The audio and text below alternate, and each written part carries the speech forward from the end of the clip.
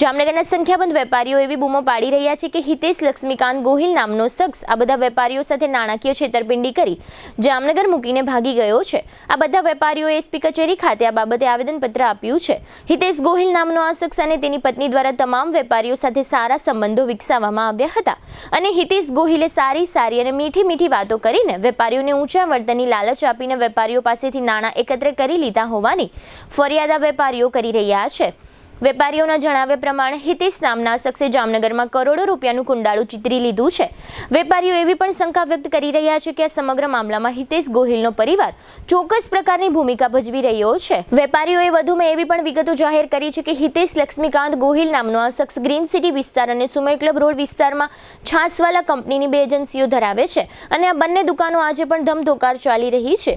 2 દિવસ અગાઉ હિતેશ ગોહિલના પિતા દ્વારા અખબારોમાં એવી જાહેરાત આપવામાં આવી હતી કે હિતેશ સાથે કોઈએ કશો નાણાકીય વ્યવહાર કરવો નહીં અને જો કોઈ આવો વ્યવહાર કરશે તો અમારી કોઈ જવાબદારી નહીં।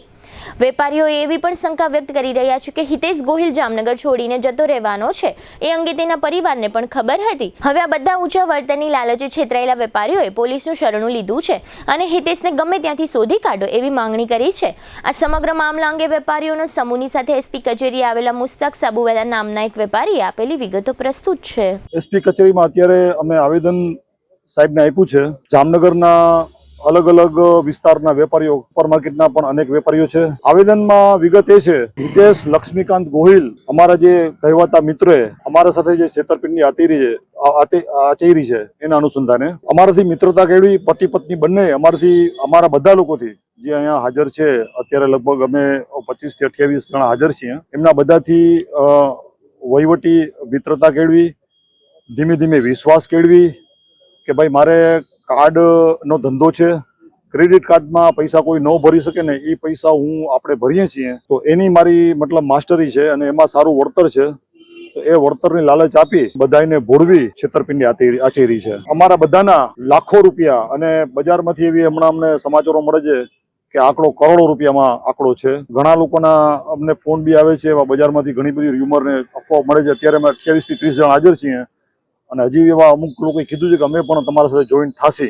અત્યારે આ વ્યક્તિ 20 તારીખે રાત્રે ફરાર થઈ ગયેલ છે અને એમના ફેમિલીએ જેમની દુકાન છે સુપર માર્કેટમાં 2 છાસવાલાની એજન્સી છે એમની પાસે, એમાં એક એસટી રોડ પર છે અને ગ્રીન સિટી પાસે છે। એ દુકાનો હજુ રેગ્યુલર ચાલુ છે, પણ એમના ફેમિલીએ છાપામાં એક પ્રેસ નોટ પ્રસિદ્ધ કરાવી 2 દિવસ પહેલા કે ભાઈ એમના પિતાશ્રીએ હિતેશ ગોહિલથી જે કોઈ વ્યવહાર કરવો હોય એમાં અમારી કોઈ જવાબદારી નથી। ભારે શંકાસ્પદ છે। હિતેશ ગોહિલ જયારે ભાગ્યો એના બીજે દિવસે આવી, મતલબ એ રાત્રે ભાગ્યો છે એવા સમાચાર છે, તો જે પ્રેસ નોટ છે ને એ સાંજે અપાઈ ગયો હોય, મતલબ એ લોકોની જાણમાં હતું કે આ ભાઈ ભાગી રહ્યો છે। એ સબબ અત્યારે તાત્કાલિક જે પીડિત વેપારી મિત્રો છે એસપી સાહેબ પાસે દોડતા રજૂઆત કરવા આવ્યા છે કે સાહેબ તાત્કાલિક આનો તમે એક સ્પેશિયલ ઇન્વેસ્ટિગેશન ટીમની રચના કરી આ જે માણસે ફ્રોડ કર્યું છે વહેલામાં વહેલી તકે એને તમે પકડી અને અમારી જે રકમ ઓળવી ગયો છે એ સીઝ કરી, મિલકત, સોનું, ચાંદી જે કાંઈ હોય